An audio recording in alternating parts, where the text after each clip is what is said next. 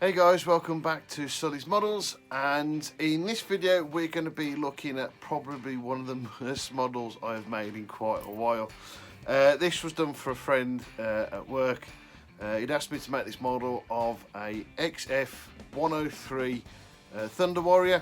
This aircraft was some form of air-to-air interceptor.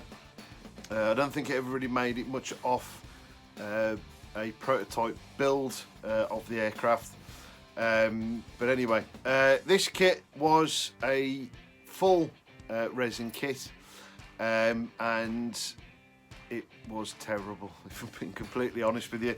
It was quite an old resin kit. Yeah, it was awful. There was stuff everywhere. It was just a very poor mould. This is one of the old ones. It was all over the place, some really bad warpage. There's nothing I could really do. Normally with resin you sort of warm it up in some hot water or even steam to a degree, and you know, bend it into the right shapes. Unfortunately with this, because of how thick the resin is, that wasn't really an option. So yeah, prepare yourself for probably one of the worst things I think you've probably seen from me in quite a while. So let's get into it, and let's go over to the bench and I'll show you how this turns out.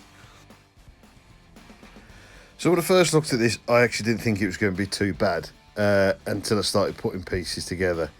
Now you can see in this part here, it doesn't actually look too bad. A bit of filler, job's a good one. Unfortunately that wasn't the case all the way through. So what I ended up having to do is try and fill all these Grand Canyons in. So what I've done is I've taped down the sides using some putty, mixed in with some Tamiya Extra Thin to make it more of a paste. Originally, as you see there, I did use some Revell's glue, but this makes it a little bit stringy, and not really as good actually. So if you're doing this, use extra Tamiya Extra Thin or an extra thin glue. It just makes it a lot easier to play with.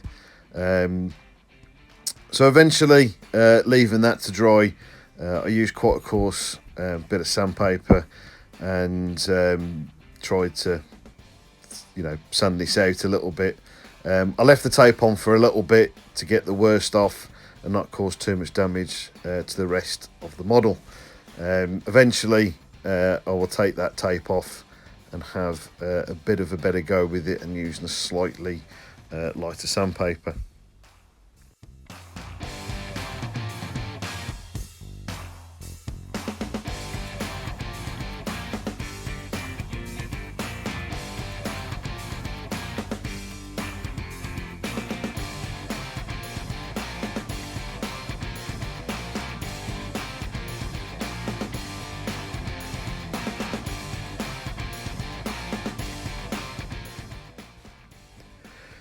So as you'll see now, it's not too bad. It's better than plastering the entire area of, you know, filler. So we'll have another bit of a go at that, again with a lot of sandpaper and getting out as much as possible.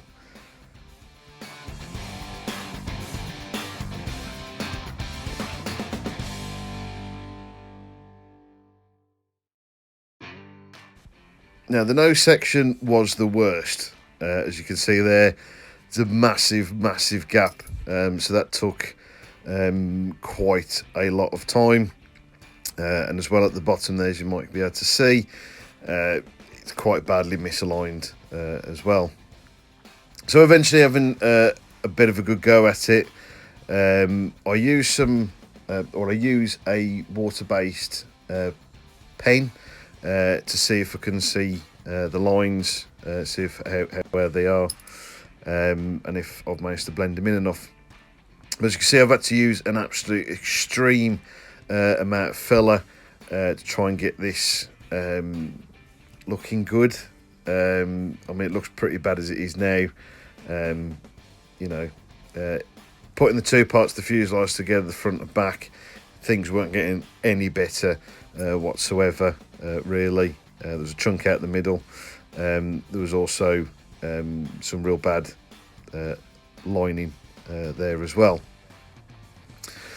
So then, to make things a little bit worse, was the gap between the wings and the fuselage, which really annoyed me. I thought, this can't get any worse. It kind of does.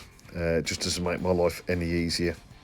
So what I ended up doing is drilling a couple of holes into the wing and into the fuselage, inserting some pins. Structurally, these actually don't help you at all, but what they did help, and the point of doing this for me was just to help me sit the wings on, and hopefully, you know, they'll sit properly.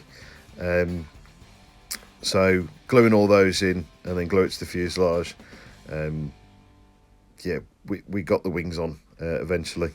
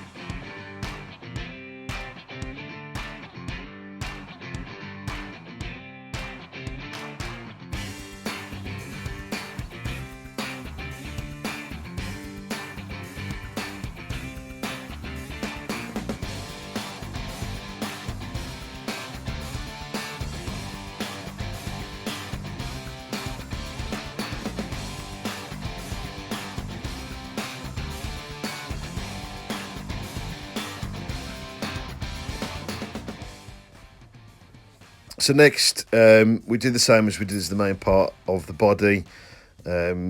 Extra thin, some putty, and attempting to fill in those gaps between the wings and the fuselage.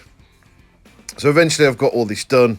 I sprayed it silver, as it was a prototype aircraft. Decals I didn't actually have much hopes for because they were quite old. Fortunately, they were okay. They were quite strong decals. They were that strong they took about 15 minutes to come off the decal sheets. So there was quite a lot of waiting time to get these down.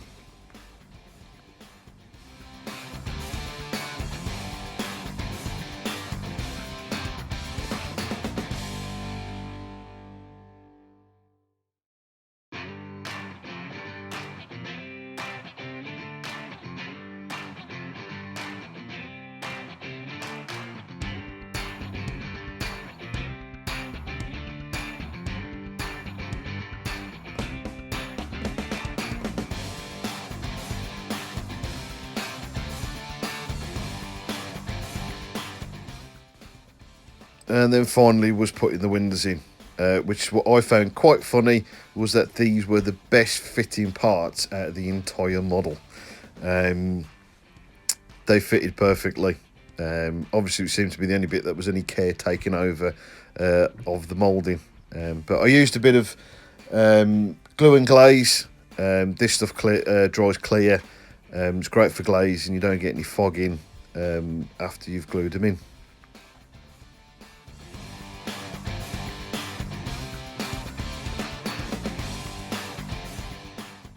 So let's have a look at the final model. It looks okay from a distance, as long as you don't look at it too closely, it's okay. I'm quite disappointed with it really, but I did what I could with my limited skills. But there you go, there it is. Yeah, I'm sorry. So there you go, guys. As promised, it was quite bad. If you do ever watch this video, I am so sorry. I did what I could with it. I know I've already would have told you this by now. So yeah, I'm really sorry. But anyway, for us, you guys, thanks very much for watching. I feel really bad in saying please like and subscribe to the channel, and also follow us on Instagram and on Facebook. Usually, if you've never seen my videos before, or any of my work, it's usually better than this, I promise you. So hopefully the next one that we knock out is going to be absolutely awesome. So again, sorry, and thanks very much for watching, guys, and I'll catch you in the next one.